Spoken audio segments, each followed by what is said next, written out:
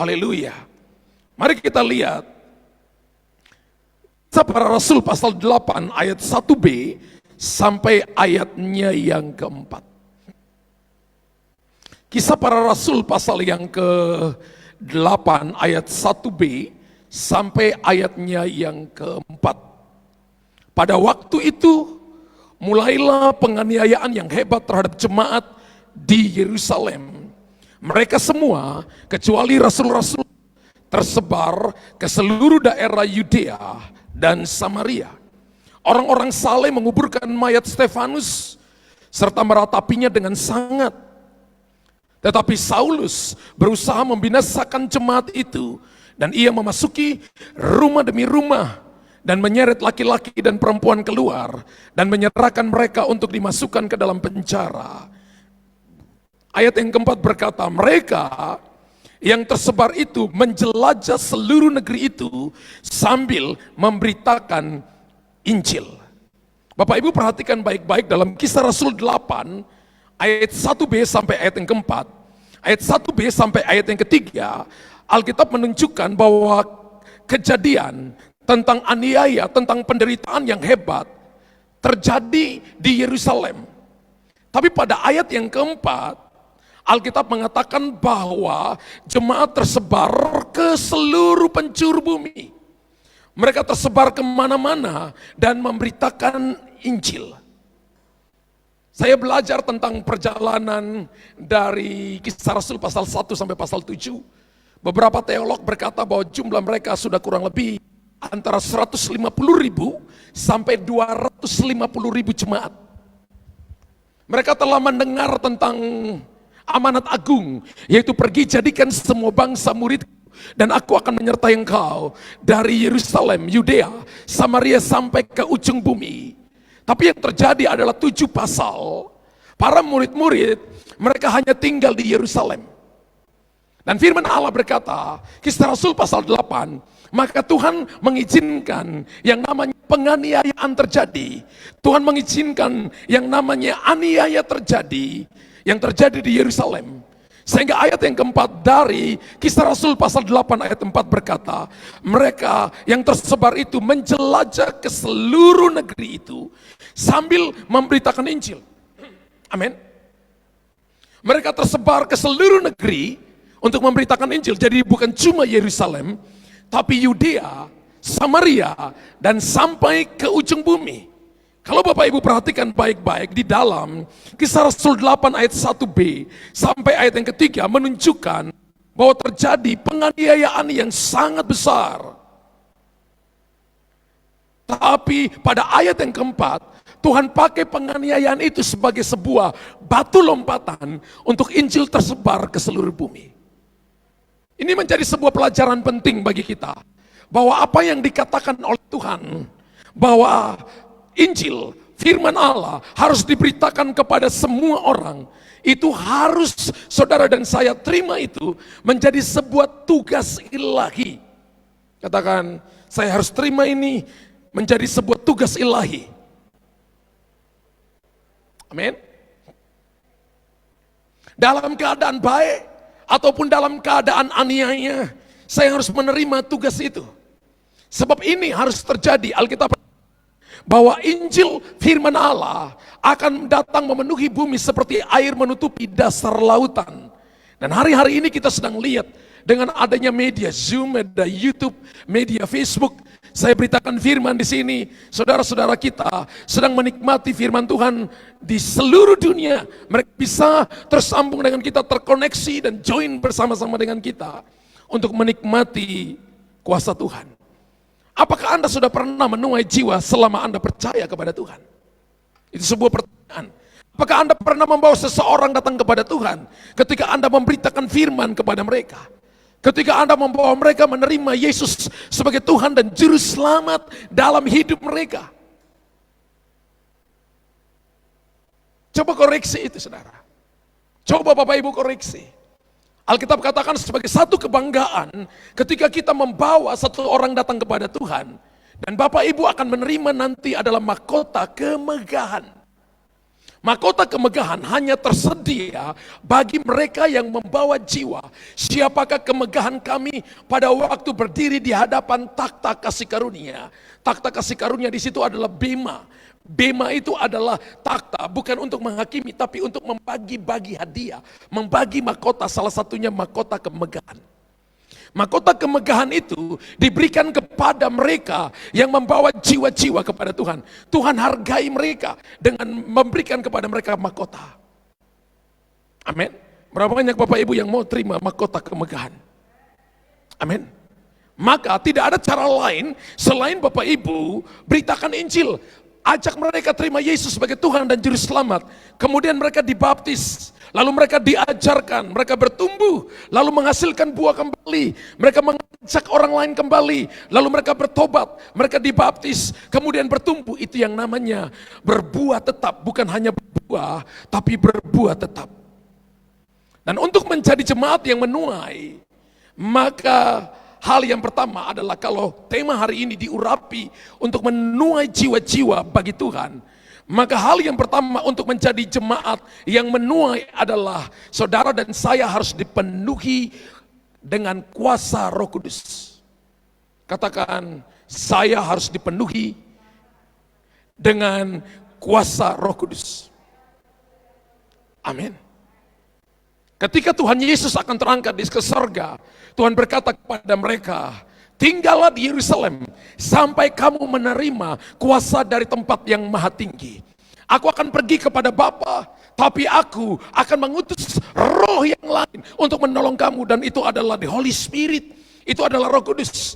Dia akan datang dan akan mengajarkan kepadamu kebenaran, semua kebenaran, menginsafkan akan dosa, dan akan mengajarkan kepadamu tentang bagaimana engkau harus hidup dalam kebenaran. Dia akan menolong kau dan memberikan kepadamu karunia. Karunia Roh Kudus itu adalah 9 karunia utama dan 33 karunia motivasi. Karunia Tuhan Yesus itu ada 5, guru nabi, pengajar penginjil, dan gembala. Dari situlah jemaat dibangun. Dan Alkitab berkata begini, untuk menjadi jemaat yang menuai, maka kita harus dipenuhi kuasa Roh Kudus. Kisah Rasul 1 ayat yang ke-8. Kisah Rasul 1 ayat yang ke-8. Tetapi kamu akan menerima kuasa kalau Roh Kudus turun ke atas. Dan kamu akan menjadi saksiku di Yerusalem, di Yudea, dan Samaria, dan sampai ke ujung bumi. Bapak Ibu kalau perhatikan ayat ini, Alkitab katakan, kamu akan menerima kuasa kalau Roh Kudus turun ke atas kamu. Tujuan kuasa itu diberikan, kata yang dipakai kuasa adalah dunamos. Dunamos itu punya 4 arti. Yang pertama adalah kuasa pilihan. Katakan kuasa pilihan. Tuhan berikan yang kepada Bapak Ibu bukan yang baik, tapi yang terbaik. Kuasa pilihan, dunamis. Yang kedua adalah kuasa untuk saudara dan saya melakukan mujizat. Yang ketiga adalah kuasa untuk menarik kekayaan dan kesehatan. Dan yang keempat, kuasa untuk mendemonstrasikan kuasa Allah. Jadi ketika saudara dan saya terima Roh Kudus, maka Alkitab katakan pergilah dan aku menyertai kamu. Menyertai dengan apa? Dunamos. Pergi kemana? Keluar dari comfort zone-mu, keluar dari rasa amanmu, keluar dari masa bodohmu, keluar dari cara hidupmu yang hidupnya sia-sia. Pergi kemana? Pergi beritakan Injil. Ketika Bapak Ibu beritakan Injil, maka Bapak Ibu sedang melakukan hati Tuhan. Bapak Ibu sedang masuk dalam rancangan, rencana besar Tuhan. Ingat, karena saudara dan saya, Yesus mati. Karena kita ini, dia datang bukan waktu kita sudah benar. Dia datang ketika kita masih berdosa. Dan dia datang, dia tersalib, sebuah demonstrasi kasih Allah yang tidak bisa digantikan oleh siapapun. Dia menanggalkan kuasa dan mendemonstrasikan kasih. Karena kuasa dan kasih tidak dapat didemonstrasikan secara bersama-sama. Demonstrasi kuasa, laut merah terbelah. Laut Teberau terbelah, itu demonstrasi kuasa. Tapi demonstrasi kasih, Yesus naik ke atas kayu salib. Dia bisa saja balas orang yang tempeleng dia. Dia bisa balas orang yang tusuk dia dengan tombak, yang meludahi dia. Dia bisa karena dia Tuhan 100%. Dia telah meninggalkan kuasa. Dalam Filipi pasal 2, Alkitab katakan begini, dia menanggalkan kemuliaan, menanggalkan kuasa, menanggalkan semuanya, dan mengambil rupa seorang hamba. Tujuannya adalah untuk mendemonstrasi. Jadi kalau Bapak, Ibu, dan saya, kita mau dipenuhi oleh Roh Kudus, maka hal yang pertama adalah begini, kalau hari ini kita bisa dipakai oleh Tuhan. Kalau hari ini kita bisa datang dengar firman Tuhan, kalau hari ini kita bisa ibadah secara onsite atau online, kalau hari ini saudara dan saya bisa diberkati oleh Tuhan, itu karena Yesus mati bagi kita di atas kayu salib. Itu karena demonstrasi kasih. Alkitab katakan dia mati dan dia berkata, kamu yang miskin jadi kaya. Kamu yang lemah berkata aku kuat. Kamu yang sakit, Yesus berkata aku telah menyembuhkan engkau. Dalam kata salvation, cuma diselamatkan masuk surga. Dalam kata salvation, itu adalah kata paket di mana Anda disembuhkan, Anda dipulihkan, Anda dapat jalan keluar, Anda dapat terobosan, Anda dapat pemulihan, Anda dipromosikan oleh Tuhan, dapat supply oleh Tuhan, dapat kuasa Tuhan, Anda dapat segalanya. Dan Alkitab berkata begini, kamu akan menerima kuasa. Bagaimana saudara dan saya terima kuasa ketika Roh Kudus turun? Tanda Roh Kudus turun adalah Anda berkata-kata dengan bahasa roh. Bagi mereka, bagi siapa saja yang nanti dengar khotbah ini, entah nanti siaran ulang, Anda putar di YouTube kembali, Anda putar di Facebook kembali, maka dengar ini, semua kita yang sudah dipenuhi Roh Kudus, tidak ada alasan untuk tidak memberitakan firman. Karena kuasa ini diberikan untuk Anda beritakan firman. Dan dikatakan begini, pergi menjadi saksiku di Yerusalem. Kata di itu adalah kata kahi, bahasa Yunaninya diterjemahkan sekaligus. Kalau dibaca begini, menjadi saksi sekaligus di Yerusalem dan sekaligus di Yudea. Jadi tidak ada spare waktu di situ. Amin. Tanda yang berikut bahwa tanda seseorang adalah dia penuhi Roh Kudus adalah dia beritakan firman. Dipenuhi Roh Kudus bukan cuma Anda berkata-kata dengan bahasa roh. Dipenuhi Roh Kudus bukan cuma saudara dan saya mengangkat tangan di hadapan Tuhan. Tapi dipenuhi Roh Kudus adalah melakukan amanat agung Yesus, yaitu memberitakan firman Tuhan. Tulis amin unlimited. Yang onsite katakan amin. Kisah Rasul pasal 4:31 berkata begini, dan ketika mereka sedang berdoa, goyanglah tempat itu. Goyanglah tempat mereka berkumpul itu, dan mereka semua penuh dengan Roh Kudus.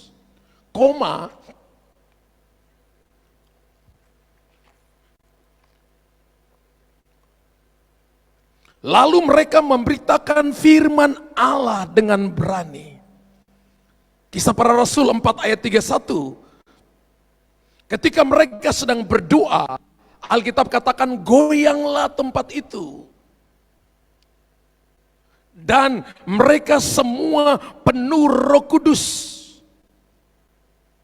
Hari ini kalau Anda belum dibaptis Roh Kudus, minta dibaptis Roh Kudus. Setelah Bapak Ibu mereka dibaptis Roh Kudus, lalu mereka memberitakan firman Allah dengan berani. Satu waktu saya melayani seorang yang terikat dengan roh jahat. Dan orang ini, orang tuanya punya magic, punya mantra. Kalau mereka mau makan ikan, tinggal ambil baskom, taruh air di dalamnya, tinggal dia katakan ikan, maka ikan muncul, lalu mereka ambil itu dan mereka masak ikan itu. Ilmunya sampai seperti itu. Turun ke anaknya. Satu waktu dia minta untuk saya doakan dia. Ketika saya doakan dia, dia katakan begini, sudah 5 pendeta doakan saya, pastor. Dan roh jahat dalam diri saya nggak keluar. Bahkan 2 pendeta itu ketika saya kelepasan, mereka lari sembunyi di kamar mandi. Ceritanya dia, ketika dia datang pertama kali ketemu saya, lalu Roh Kudus bilang untuk saya, suruh dia pulang. Saya tanya, kenapa Roh Kudus? Hatinya belum siap, suruh dia pulang. Minggu depan dia datang lagi. Dan Roh Kudus masih bicara yang sama, suruh dia pulang. Dia belum siap hatinya. Minggu ketiga dia datang lagi. Dan Roh Kudus berkata, suruh dia pulang. Dia belum siap. Minggu keempat, jadi 1 bulan dia datang terus menerus setiap minggu. Dia datang terus, dan ketika dia datang kali keempat, Roh Kudus berkata begini, ini waktunya kamu melayani dia, karena aku akan pakai dia menjadi alat pilihan dalam tanganku. Tapi engkau nggak usah tengking-tengking roh jahatnya. Terus saya tanya, pakai apa Roh Kudus? Ambil anggur perjamuan. Itu sekali sampai hari ini baru pertama kali saya usir setan seperti itu. Tidak tengking-tengking roh jahatnya. Tidak katakan out, out, out. Tidak bisa seperti itu. Saya ambil anggur perjamuan di gelas perjamuan. Kemudian saya dengan dia dalam satu ruangan. Teman-teman saya katakan begini, Pak Luther, apakah kita perlu temanin? Saya bilang, tidak usah.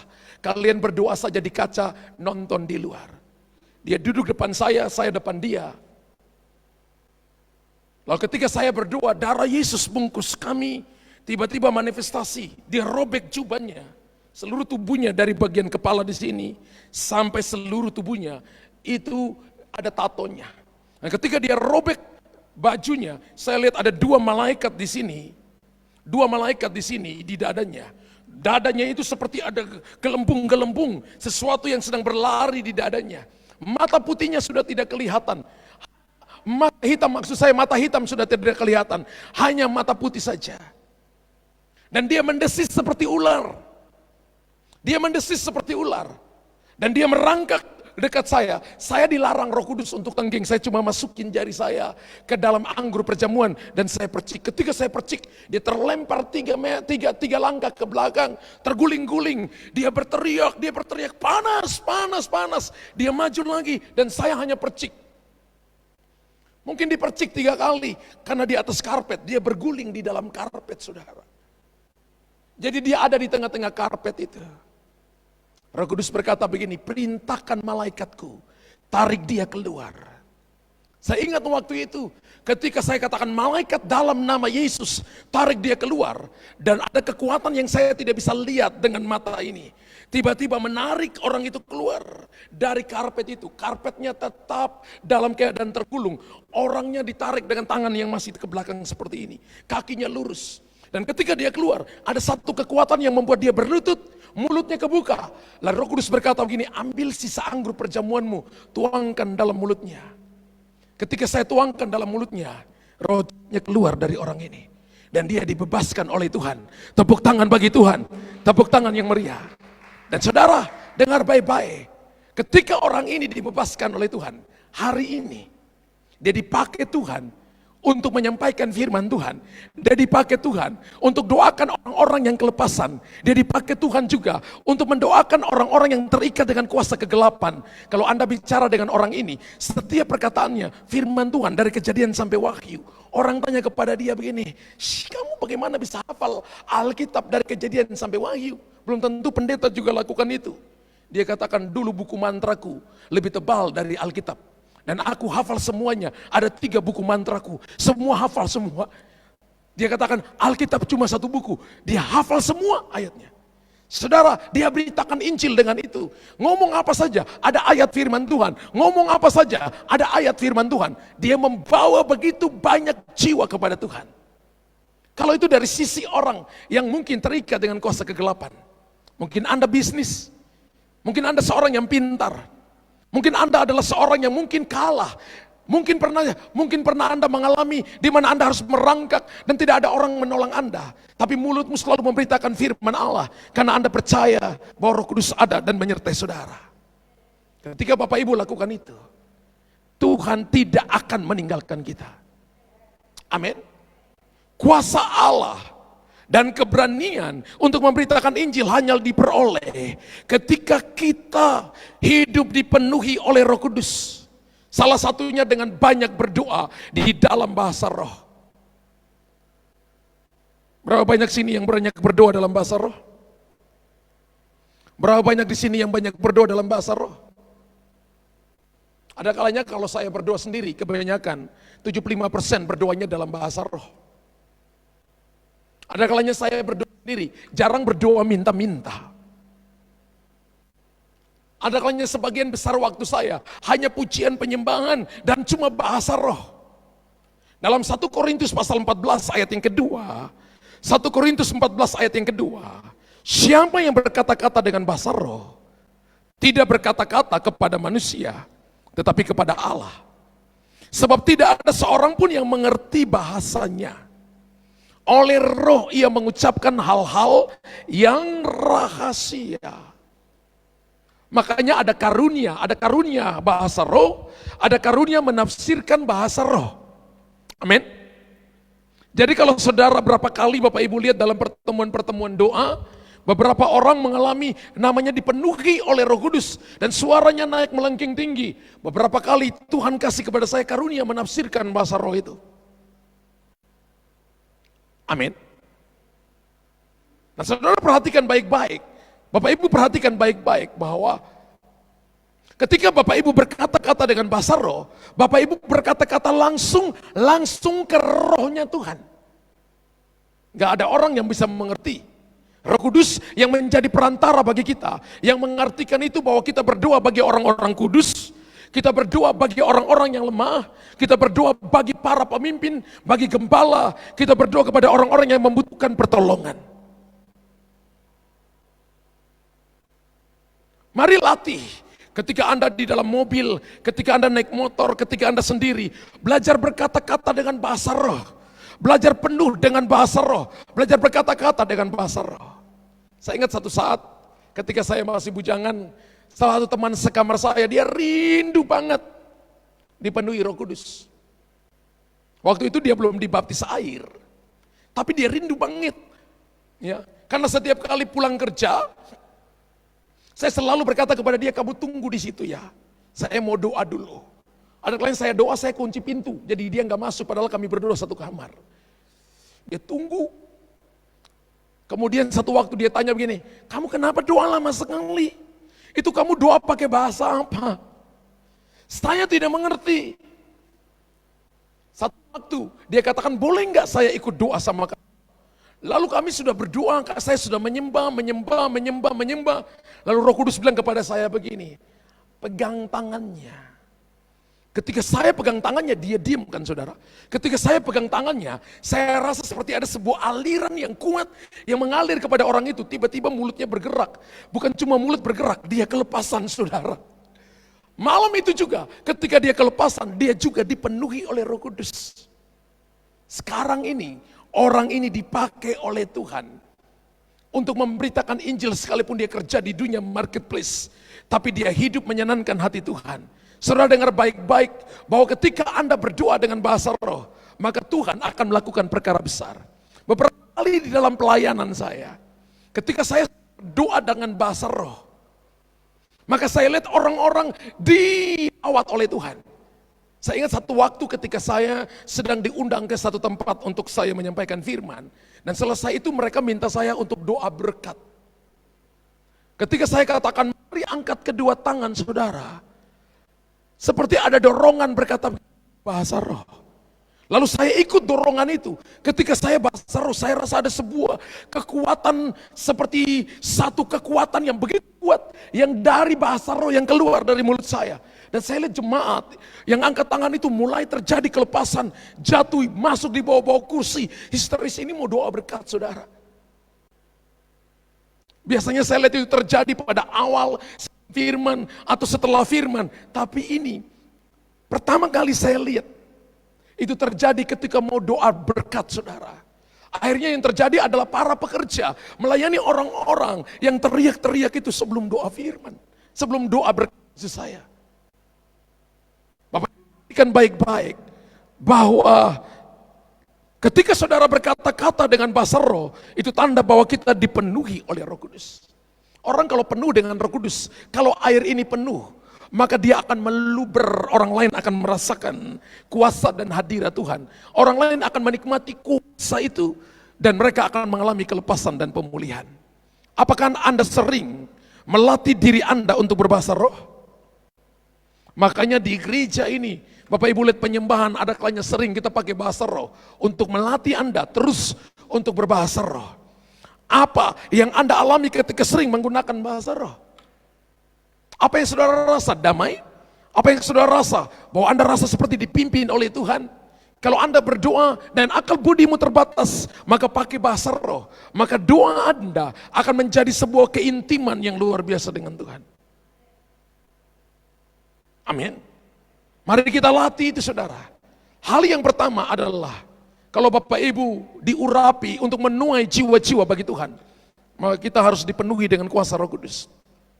Yang kedua adalah kita harus hidup di dalam kuasa pujian dan penyembahan. Harus hidup di dalam kuasa pujian dan penyembahan. Kisah Para Rasul 15 ayat 16 sampai 17.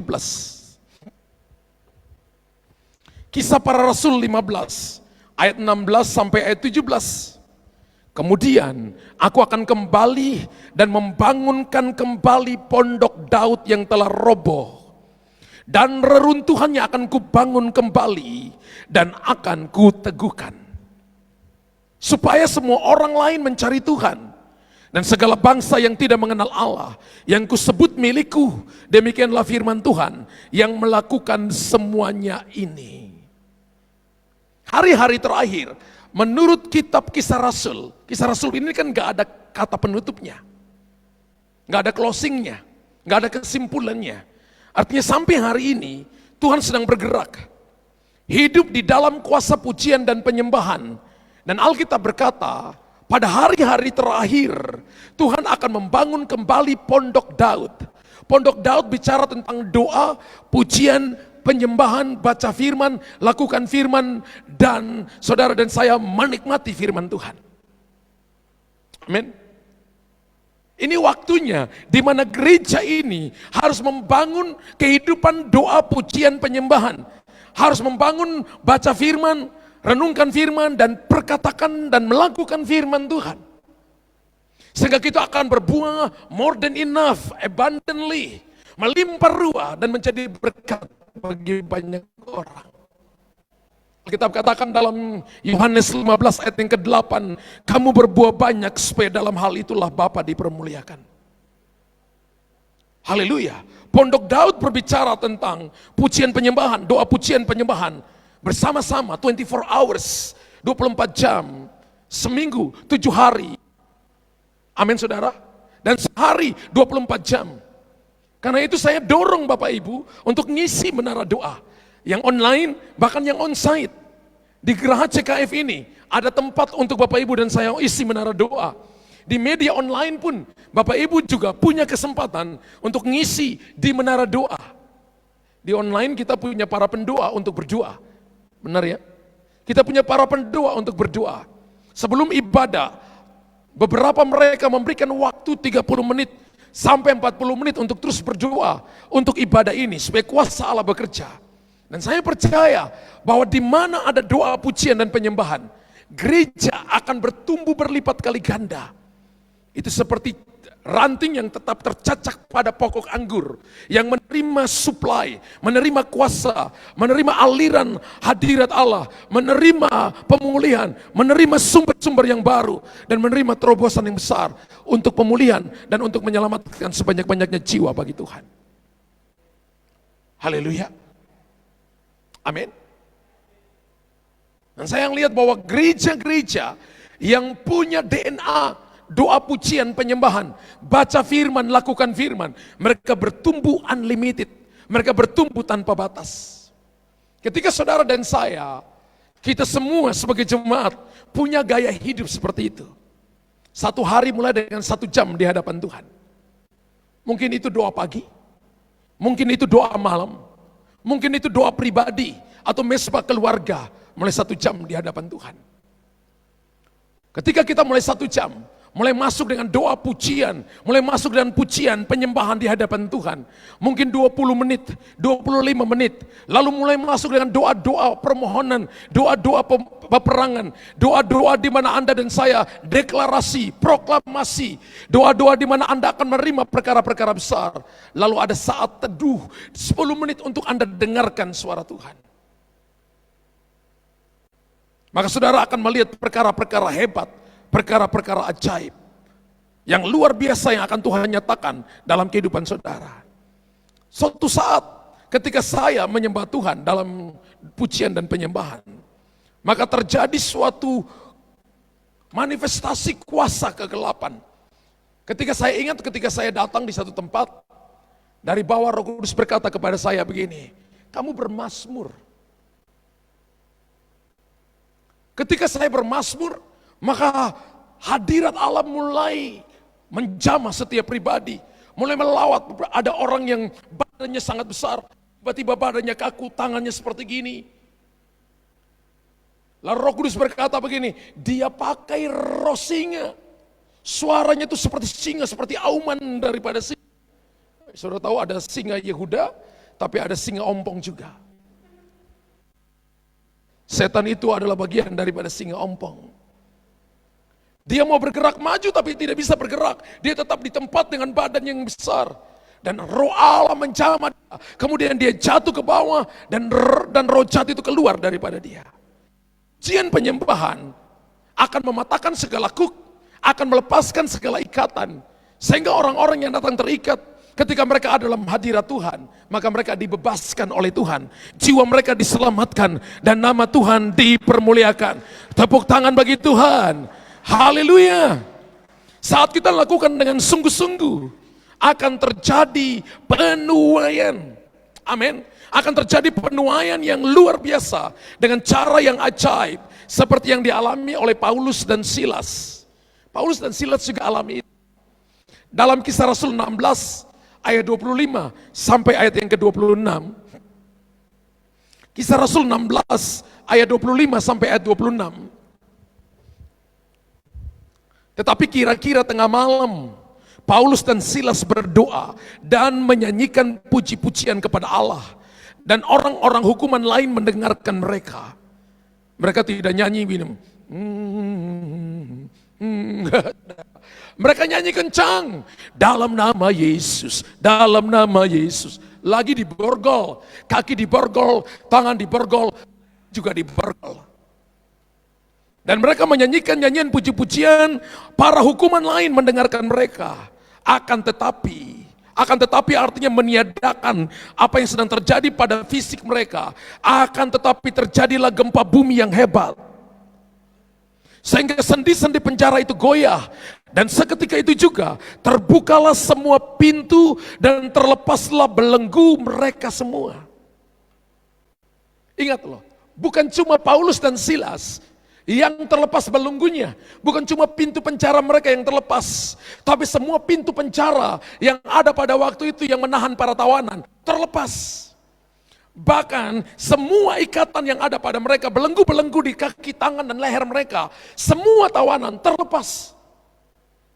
Pujian penyembahan akan membebaskan satu kota. Pujian penyembahan, doa pujian penyembahan akan membebaskan satu bangsa. Doa pujian penyembahan akan membebaskan bangsa-bangsa, akan membebaskan all nation. Tuhan sedang mencari penyembah-penyembah benar yang menyembah Bapa dalam roh dan kebenaran. Latih Bapak Ibu, dan Tuhan panggil kita untuk menjadi penuai. Pengurapan akan turun ketika Bapak Ibu mulai memuji menyembah Tuhan. Haleluya. Ingat bahwa Tuhan tidak cari penyembahan, Tuhan cari penyembah. Penyembah adalah pribadi yang sadar bahwa tanpa Tuhan saya nggak bisa buat apa-apa. Amin. Pujian adalah apa yang orang lain, apa yang Allah lakukan kepada kita. Tapi penyembahan adalah apa yang terjadi dalam hati kita, yang Tuhan kerjakan dalam hati kita, lalu kita keluarkan itu menjadi penyembahan. Amin. Makanya praise and worship, pujian penyembahan, itu menjadi satu paket yang sangat penting dalam mesbah ukupan seperti ini. Ini kaki Dian. Mesbah ukupan itu ada 3 fasilitas: doa, pujian, penyembahan. Tidak semua hal dapat diselesaikan dengan doa. Daud sudah berdoa ketika taktanya diambil sama anaknya Salomo, sama anaknya Absalom maksud saya. Daud sudah berdoa ketika dilempari tombak 2 kali sama Saul. Dan harga dirinya diinjak-injak. Dia sudah berdoa, tentang aku tolak ini in the name of Jesus. Tapi setelah doa masih tetap ada tuduhan. Dia mengambil fasilitas kedua dan dia berkata dalam Mazmur 43, Mazmur 44, Mazmur 45 dan 46 berkata begini, hai jiwaku mengapa tertekan dalam batinmu, bangkit dan pujilah Tuhan. Dia ambil fasilitas kedua, yaitu pujian. Pujian akan membebaskan kita dari intimidasi tentang harga dirimu yang diinjak. Dari intimidasi ketika setan menginjak harga dirimu, jangan doa, ambil pujian penyembahan. Maka bukan cuma menguatkan Anda, tapi akan membebaskan orang lain. Bukan cuma membebaskan Anda, tapi akan membuka pintu-pintu untuk orang lain.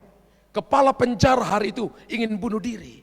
Dan Paulus berdiri dan berkata begini, jangan nyakiti dirimu, kami semua ada di sini. Kepala penjara datang dan sujud menyembah kepadanya dan berkata, apa yang aku harus lakukan?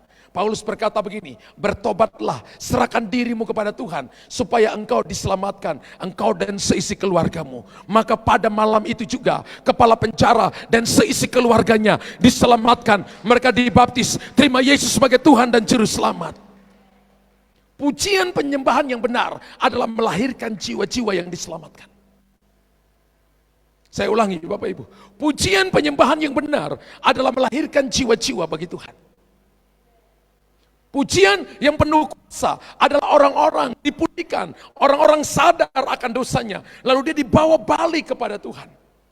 Sehingga mereka dipulihkan oleh Tuhan. Mereka diselamatkan oleh Tuhan. Amin. Dan saya percaya bahwa apa yang terjadi dengan Paulus dan Silas akan terjadi di hari-hari ini. Akan terjadi gempa bumi. Akan terjadi di mana sendi-sendi, di mana Anda berdiri, akan terjadi kegoncangan. Bukankah Anda yang lihat hari-hari ini bahwa bumi sedang digoncang oleh pandemik? Sebenarnya Tuhan sedang berbicara bahwa jalan keluarnya harus gereja punya doa pujian penyembahan. Keluarga-keluarga harus penuh dengan doa pujian penyembahan. Pribadi-pribadi harus penuh dengan doa pujian penyembahan. Supaya ada keselamatan, ada pemulihan. Pintu-pintu terbuka, rantai-rantai terbuka. Orang menerima Yesus sebagai Tuhan dan Juru Selamat. Ini bukan waktu untuk menunda. Tapi ini waktu untuk melakukannya dengan segera. Yang ketiga adalah memiliki hati yang penuh belas kasihan akan jiwa-jiwa. Kalau yang pertama tadi adalah saudara dan saya dipenuhi kuasa Roh Kudus. Yang kedua hidup dalam doa pujian penyembahan. Yang ketiga memiliki hati yang penuh belas kasihan akan jiwa-jiwa. Dan saya selalu di titik ini. Ini titik yang orang bisa ngomong tapi belum tentu bisa lakukan.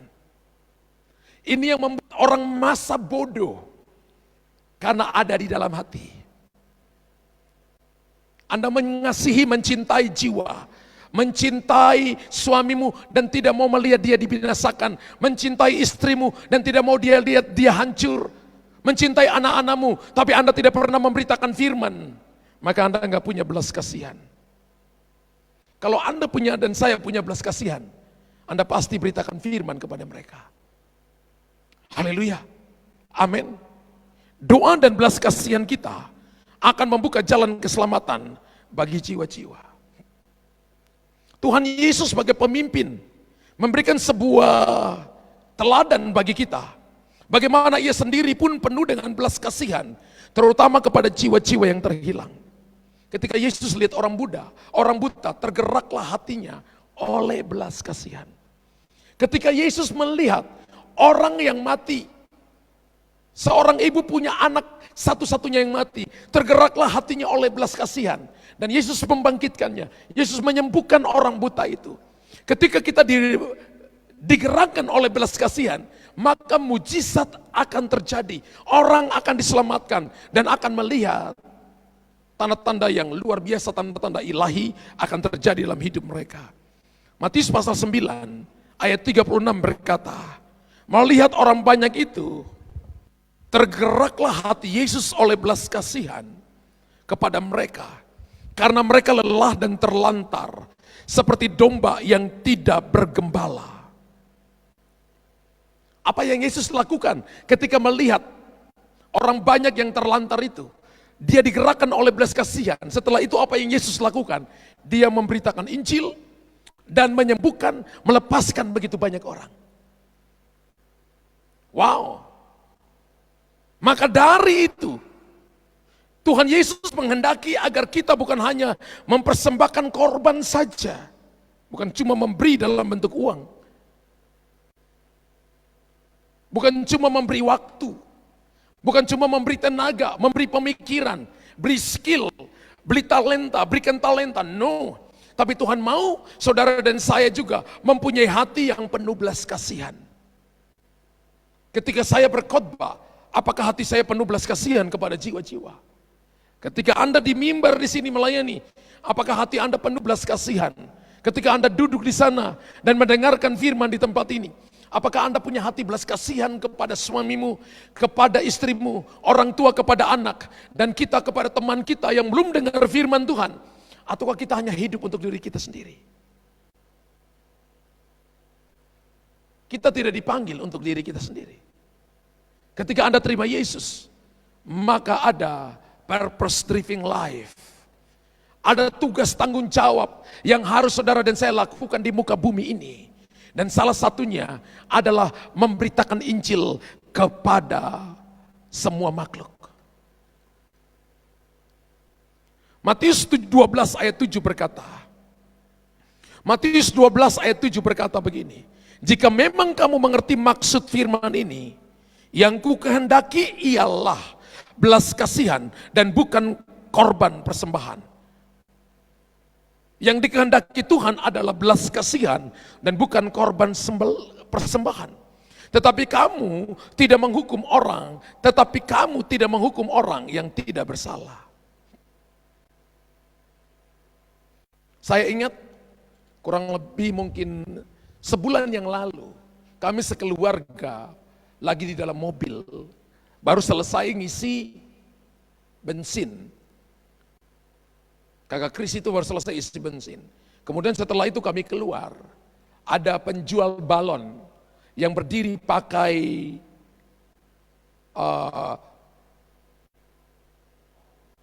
baju badut. Lalu ada tulisannya begini, balon ini gratis. Ketika saya lihat, kami semua lihat, ketika jalan, anak saya laki kakak Kris berkata, papa putar balik ya. Saya katakan, untuk apa putar balik, ini macet kakak. Enggak, putar balik papa. Dia tetap ngotot mau putar balik. Saya katakan, untuk apa putar balik, boleh enggak putar balik papa. Lalu saya mulai tebak maksudnya, putar balik ngapain. Dia katakan begini, kasih uang kepada orang itu. Lalu dia kemudian putar balik karena dia yang nyetir, kemudian kita putar balik di tengah-tengah yang lagi masih macet, kita putar balik, kita kasih orang itu. Kasih orang itu uang. Kemudian dia mau kasih kita beberapa balon, kita bilang tidak. Ya. Istri saya katakan, Tuhan Yesus memberkati Bapak. Mungkin saya bisa ungkapkan begini, itulah belas kasihan. Itu bukan orang yang kita kenal. Itu bukan orang yang baik dengan kita. Itu orang yang kita tidak tahu siapa dia. Kita hanya melihat dia cuma pakai baju badut dan menulis yang memegang balon lalu berkata, balon ini gratis.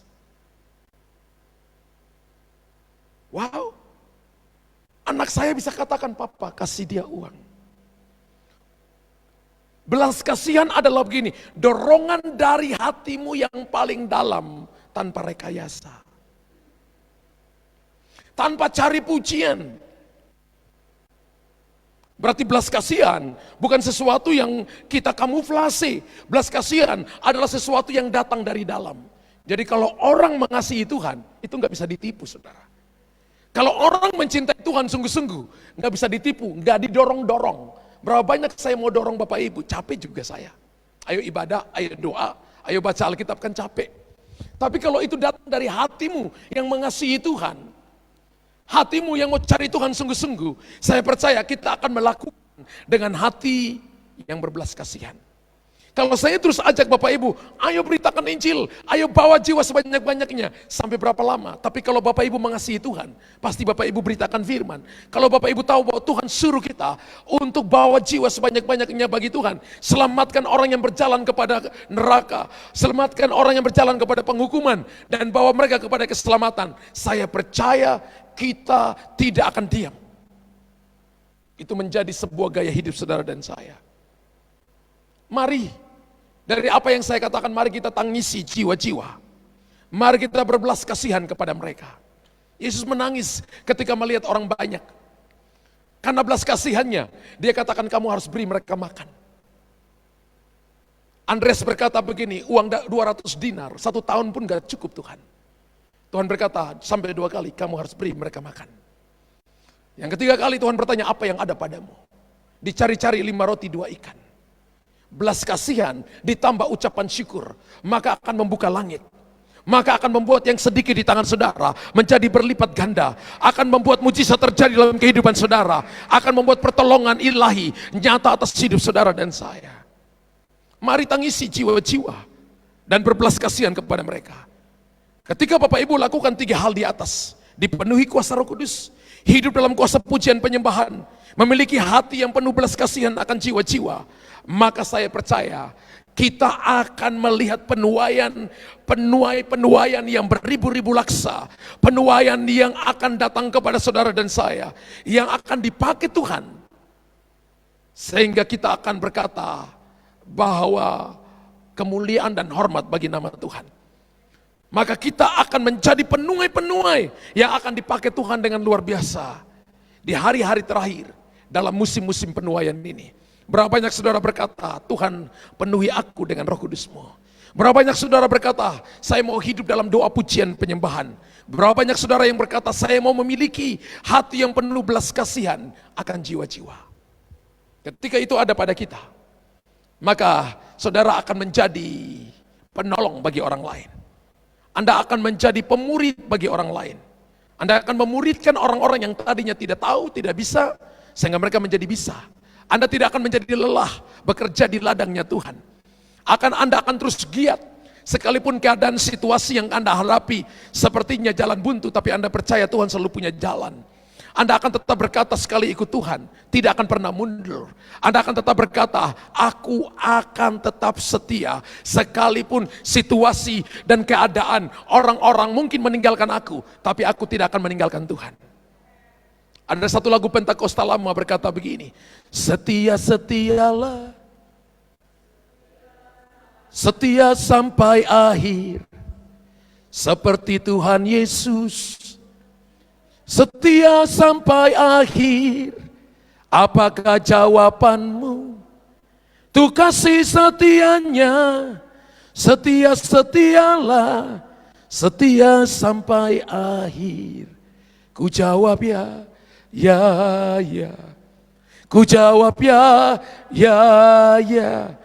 Ku jawab ya Tuhan, ku jawab ya Tuhan, ku jawab ya, ya. Yang diberkati oleh firman Tuhan tulis di kolom komentar, saya sungguh amat diberkati oleh Tuhan. Berapa banyak saudara yang datang di malam ini, Anda katakan saya mau dipenuhi oleh Roh Kudus. Anda berkata bahwa saya mau hidup dalam kuasa pujian penyembahan. Yang ketiga adalah saya memiliki hati yang penuh belas kasihan akan jiwa-jiwa. Berapa banyak Anda katakan saya mau? Bangkit berdiri saudara. Para pemusik mari sama-sama dengan saya di depan.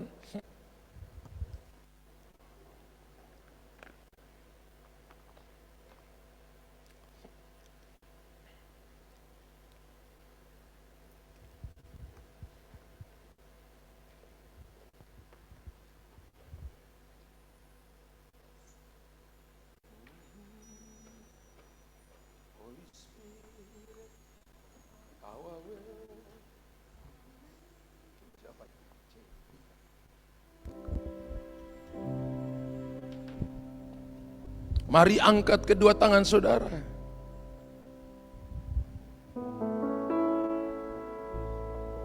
Holy Spirit, how I will come in this place. Holy Spirit, how I will come in this place. Omnipotent Father of mercy and grace, thou I will come in this place. Holy Spirit, thou art welcome in this place. Holy Spirit, thou art welcome in this place. Omnipotent Father of mercy and grace, thou art welcome in this place. Holy Spirit, Holy Spirit, thou art welcome in this place. Holy Spirit, thou art welcome in this place.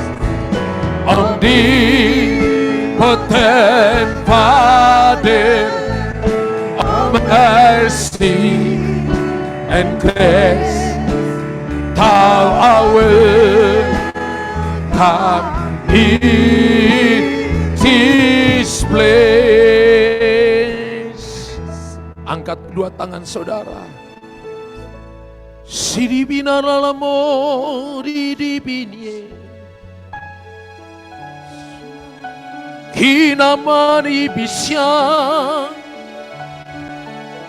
moni bine dibinibi, hinamoni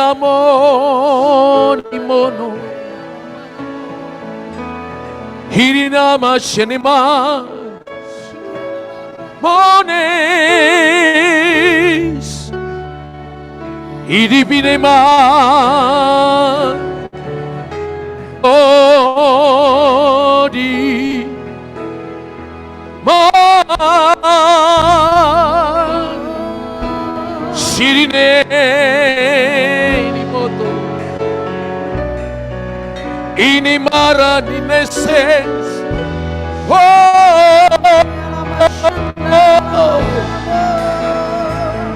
ini mama,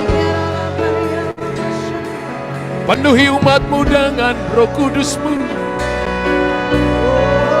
penuhi kami, penuhi kami dengan kuasa-Mu,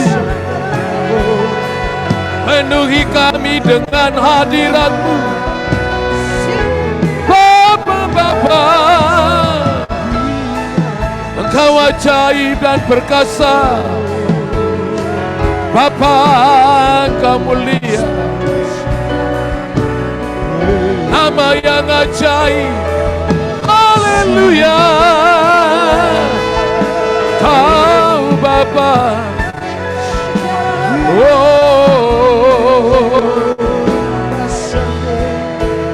Yesus Kau besar, Yesus Kau ajaib, haleluya,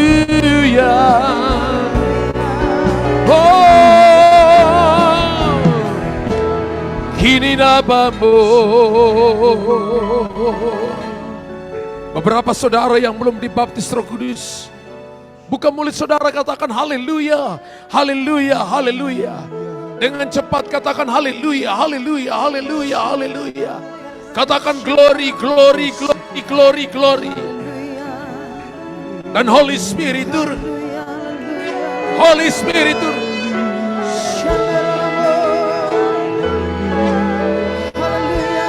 Haleluya, haleluya, haleluya, haleluya, haleluya. Oh, haleluya. Oh, Holy Spirit come. Holy Spirit. Holy Spirit. Holy Spirit. Shiribinamo. Para la Oh, baby, mama, ini mama. Haleluya. Oh, haleluya, haleluya bagi anak domba. Haleluya, haleluya, darahnya menyembuhkan semua lidah, suku bangsa, semua makhluk dan belah. Berikan glory, berikan hormat, beri pujian bagi anak. Haleluya, haleluya bagi anak domba. Haleluya, haleluya, darahnya menyembuhkan semua lidah, suku bangsa, semua makhluk dan belah. Berikan glory, berikan hormat, beri pujian bagi anakku. Haleluya, haleluya bagi anak domba. Haleluya, haleluya, darahnya menyembuhkan semua lidah, suku bangsa, semua makhluk dan ular. Berikan glory, berikan hormat, beri pujian bagi anakku. Haleluya, haleluya bagi anak domba. Haleluya, haleluya, darahnya menyembuhkan semua lidah, suku bangsa, semua makhluk dan ular. Berikan glory, berikan hormat, beri pujian bagi anak domba. Beri pujian bagi anak domba. Beri pujian bagi anak domba. Yesuslah sang raja. Haleluya, glory bagi Dia yang bertata. Kami bersyukur sore hari ini Engkau bicara kepada kami. Dan kami telah diurapi untuk menjadi penuai-penuai bagi jiwa-jiwa yang terhilang. Kami akan menjadi orang yang akan mendapatkan mahkota kemegahan. Kami tidak mau berdiam diri. Kami akan melihat lumbung-lumbung akan dipenuhi dengan air buah anggurmu. Dan bejana pemerahanmu akan memenuhi kami. Sehingga kami akan bersukacita, mata kami akan melihat Tuhan. Masalah persoalan yang terjadi seperti yang terjadi dalam Kisah Rasul 8 ayat 1 sampai ayat 4 akan menjadi batu pijakan untuk kami memberitakan Injil Kerajaan Allah. Dan tanda-tanda heran mujizat akan menyertai kami. Kami akan melihat tuntunan yang ajaib, perkara-perkara ajaib akan Tuhan nyatakan. Kami terima itu malam ini. Kami terima urapan itu. Kami terima urapan itu. Kami terima urapan itu. In the name of Jesus. Dalam nama Yesus. Terima. Terima. Terima. Terima itu. Terima itu. Dalam nama Yesus Tuhan. Kemuliaan dan hormat bagi nama Tuhan. Semua kita yang percaya dan sudah terima urapan ini. Urapan untuk menjangkau jiwa-jiwa bagi Tuhan. Katakan amin. Amin. Amin. Tepuk tangan bagi Dia. Haleluya.